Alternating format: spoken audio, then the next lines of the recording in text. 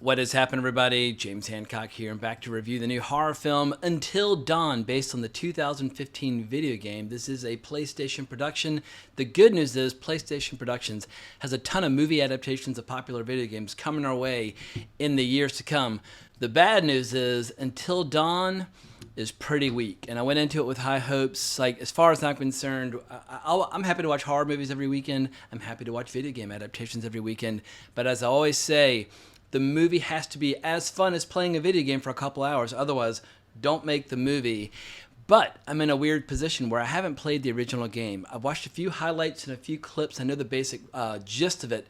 But watching cutscenes and that sort of thing, or even just watching a playthrough by another player, does not give you the same experience, especially with a horror game where the controller will vibrate when things happen.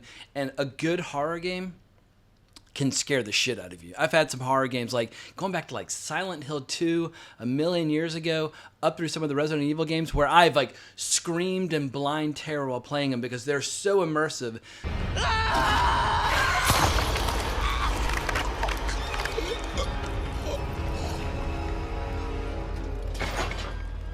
So I don't know how the original diehard gamers of Until Dawn are going to feel, or those who played the remastered version. I can only judge the movie on its own terms, which has a great concept, a great premise, and then it just slowly but surely runs out of gas. But for people who have neither played the game nor seen the trailer, here's the official premise as written by the production company Screen Gems over on Wikipedia. 1 year after her sister Melanie mysteriously disappeared, Clover and her friends head into the remote valley where she vanished in search of answers. They find themselves horrifically murdered, only to wake up and find themselves back at the beginning. Trapped in an endless time loop, they're forced to relive the nightmare again, only each time the killer is different, each more terrifying than the last, and the only way to escape is to survive until dawn. And for those of you who love the Bill Murray comedy classic Groundhog Day, Until Dawn is basically the Groundhog Day of video game adaptations of survival horror games. And it has so many cool ideas and it has so many cool possibilities, but it does not have the courage of its convictions. This is one of those movies where it's R-rated on the surface. It's got a lot of gore and imaginative kills, but it's PG at its core in terms of it doesn't take any risks. There's nothing terrifying, there's nothing disturbing, there's nothing horrifying. There's only jump scares, and a jump scare does not equate to a horrifying experience. A horrifying experience will stick with you, where 10 years later or 20 years later, somebody can mention it and you're like, ugh! Let's not talk about that. Let's not ruin the day while the sun is out.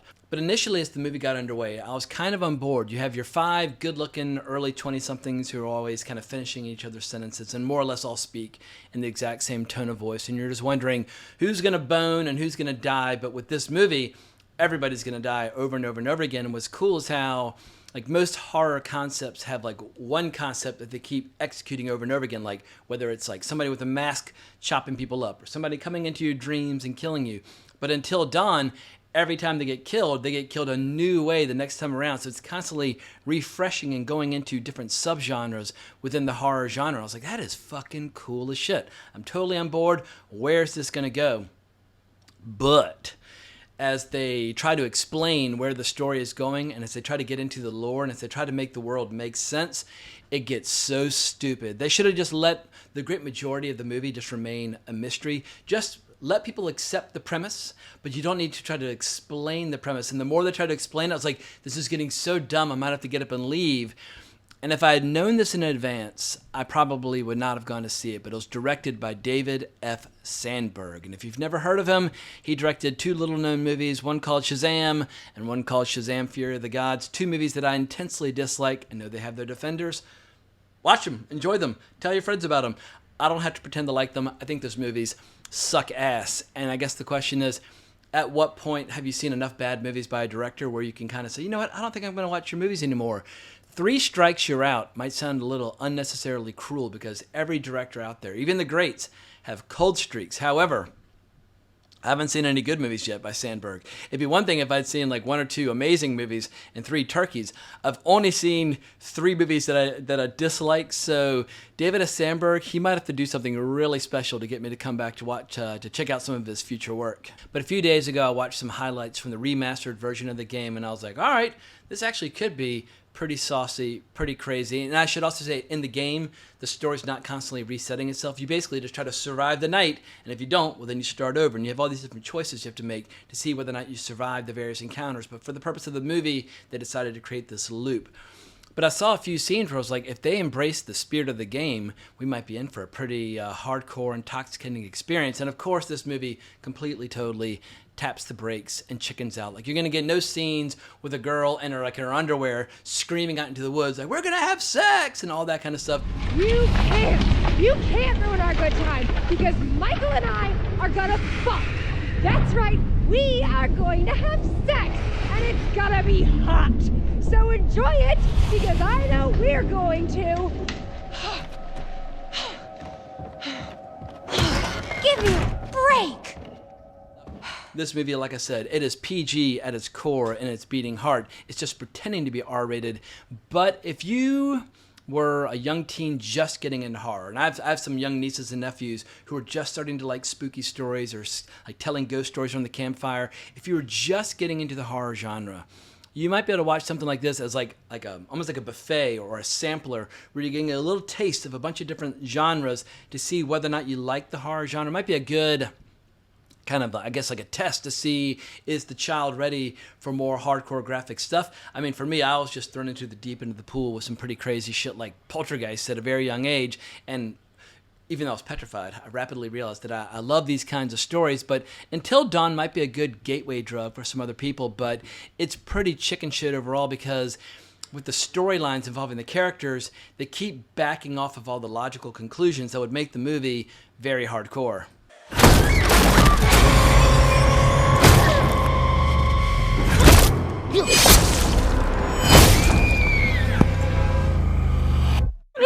Because one of the most interesting aspects of the story, and it's explained fully in the trailer, is that you only have a finite number of chances to survive before you go completely crazy and just kind of get absorbed into the experience and become part of the horror experience for future people that are stuck in this loop. And I was like, that's really cool. And not only do you slowly but surely lose your grip and lose the ability to sign your name and just come unglued, your body starts to change. Like, your hair starts falling out, or you start getting weird mutations, like things growing out of your back or teeth or whatever. It's like, oh, like you can see how they're slowly becoming horrible creatures and making horrible decisions against one another, because some of them are trying to make sure that all of them survive the night. Some of them are like happy to let one or two die but still try to escape.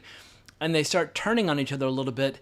And there's a point in the movie where, I won't say it's a time jump because the whole movie is pretty condensed, but there's a leap, a narrative leap, and it almost feels like they decided at the last minute to completely rewrite and reshoot the entire ending and give it a much more soft and touchy-feely and kind of overall more optimistic flavor. And I was like, guess what? A good horror movie, at the very end, everybody's either dead or crazy or the end of the world's coming. You don't restore the status quo. You destroy the status quo. And, obviously, Texas Chainsaw Massacre at the very end. The girl survives, but she's stark raving nuts. She's never going to recover. At the end of Rosemary's Baby, Rosemary is going to raise her child, but it's the son of Satan, and he's going to bring about the end of the world. Or The Exorcist, the priest might save Reagan, but he has to jump out the window and kill himself in the process. Like, horror movies need devastating climaxes, or they're not horror movies, or even really kind of more innocent in quotes. Friday the 13th, Jason jumping out of the lake. I mean, that is, when you're 8 or 9 years old seeing that for the first time, it's like, oh shit. I mean, it's awesome. Horror movies need devastating endings, and this movie has a completely, totally cowardly ending. And the problems with the screenplay don't stop there, because the screenwriters, Blair Butler and Gary Dauberman, fall back on this really lame trick where whenever the characters see something they don't understand, they say, what the fuck is that? Oh my god, what the fuck? What the fuck just happened? We all got fucking murdered, and now we're here again. They must say, what the fuck is that, 600 times over the course of the movie. Variety is the spice of life. You need to say, oh, how perplexing is that thing that is approaching us? Find another way to say it. If you just keep screaming, fuck, what the fuck is that? It loses all of its impact. The word fuck is a wonderful, magical, beautiful word, but if you use it in small doses, it's like, boom, it's like getting hit in the face with a sledgehammer. It's a great word. If you use it liberally, then it loses all of its power. And this screenplay, in the absence of great dialogue or creativity, just has everybody say fuck over and over and over again. and it gets pretty goddamn boring. Even if I was kind of enjoying the performances by the main cast, they got a pretty decent cast together. I think all these actors will work again. They'll all go on to bigger and brighter things, and I would say the actors are better than the script, and the actors are better than the direction. Like, they deserved a better vehicle for their talents. But who knows? Maybe I'm being unnecessarily harsh because I've seen some good movies recently. While they weren't all horror movies, but I did enjoy Havoc, and I did enjoy Sinners, and I did enjoy Warfare. And anytime you see a lot of good movies in a row, well, then when you see a bad one or a mediocre one, you're like, you know what? Fuck off. I don't need you in my life. Or maybe I've just seen one too many good horror movies in my day, but I'm always open to a great new horror experience. What I love about horror movies is that if you're looking for new original ideas, new franchises, new original IP, it's almost always within the horror genre. Like Until Dawn is a franchise where you had a game and the remastered game, but they could have easily made like 5 Until Dawn movies if this one were good. But who knows? Maybe a bunch of teenagers will fall in love with it. Maybe it'll be a movie like Five Nights at Freddy's, where it just takes off like a rocket. Like, I didn't even see Five Nights at Freddy's, and then by the time I heard it was a phenomenon, the phenomenon was kind of already over. There is room in the horror genre for a wide array of different tastes and sensibilities and preferences and different types of filmmakers, and that's what makes it so cool. And so far this year, I enjoyed The Monkey, I enjoyed Sinners, and coming up, we have a ton of horror movies. We have Final Destination Bloodlines. We have the sequel to I Know What You Did Last Summer, which brings back a lot of familiar faces from the late 90s. Like, I saw the trailer before Until Dawn. I was like, whoa, y'all are still doing this. Like, bravo. I hope you got a big fat paycheck. 28 years later, looks fucking incredible. There I go. This movie's a bad influence on me. Now I'm saying fuck too much. Bring Her Back looks terrifying. That's from the directors who made Talk to Me. And once again, speaking of directors who know how to not restore the status quo, like Danny Boyle with 28 Days Later, and Michelle and Daniel. But anyway, the Philippou brothers who made Talk to Me, they also knew how not to restore the status quo. But we also have Megan 2.0. Saw the trailer for that before Until Dawn. Basically, if you want to see two robots fight to Britney Spears music, that's going to be Megan 2.0. But I must admit, the trailer had me laughing. At one point, the robot's like, hold on to your vaginas, ladies. And I was like, all right, this is going to be ridiculous, but maybe hysterical. Osgood Perkins is another horror movie. Keeper coming out in the fall. We have Jimmy and Stiggs coming out in August, which is an unrated low-budget movie, which Eli Roth just acquired through his horror section new venture. But apparently that's pretty cool. And we had The Long Walk, an adaptation of a book by the writer formerly known as Richard Bachman, who eventually came to be understood as Stephen King after he had to kill off his Richard Bachman identity. So there are tons of potentially cool horror movies right over the horizon. But as far as video game adaptations are concerned, just with PlayStation Productions, I'm seeing here on Wikipedia, they're working on an untitled Resident Evil reboot. I think they already tried a Resident Evil reboot in animation, but they're going for it again. They're doing Days Gone, Ghost of Tsushima. If they get If they get Ghost of Tsushima right, it'll be a billion-dollar blockbuster. They're doing Helldivers. Once again, it's like Starship Troopers, but the video game. Or if they basically adapt Helldivers 2, which is a total phenomenon, they'll do great. Gravity Rush, Horizon Zero Dawn, an Uncharted sequel. I mean, tons of stuff. And then they got all their TV shows, like more seasons of The Last of Us. I've already bailed on The Last of Us Season 2. I saw Episode 1. I was like, you know what? I don't think I want to watch an entire season of Bella Ramsey pouting and screaming at people. But, you know, if people are enjoying it, great. Like, once again, when it comes to video game adaptations and horror, etc., there's room for a wide array of different kinds of audiences and different kinds of storytelling sensibilities. But in the final analysis, I don't hate Until Dawn. There are plenty of horror movies that I outright despise. I just found it to be kind of weak and disappointing. And it starts off kind of good, and then it just gets worse and worse and worse as it goes. But better luck next time to everybody involved. But as far as I'm concerned, Sony and PlayStation Productions can make as many horror movies and as many video game adaptations as they like. I feel like we're only at the beginning of the video game adaptation craze, where there are potentially thousands of great video games dating back to the late 70s that could be turned into potentially cool shows and movies. And so I hope they'll take a crack at all of them. And will all of them work? No. Like, there are going to be plenty of them that just fail outright. But a few of them will be fucking incredible. Like, once again, Ghost of Tsushima. If you just want to have a badass like samurai game / ninja game, like a stealth story of somebody on a rampage getting revenge, I mean, people would lose their goddamn minds if it's adapted successfully. You can't just churn it out and slap the name Ghost of Tsushima on it. It's got to be good. But I think I've made my point about Until Dawn. If you're looking for a great movie-going experience, go see Sinners in the theater or check out Havoc on Netflix tomorrow. Or if you're looking for a David Cronenberg movie, The Shrouds is opening. The Accountant 2 is a pretty good action movie as well. Like, we have a lot of options this week, and suddenly it seems like every week there's like 3 or 4 movies that I'm wanting to see, which is unheard of.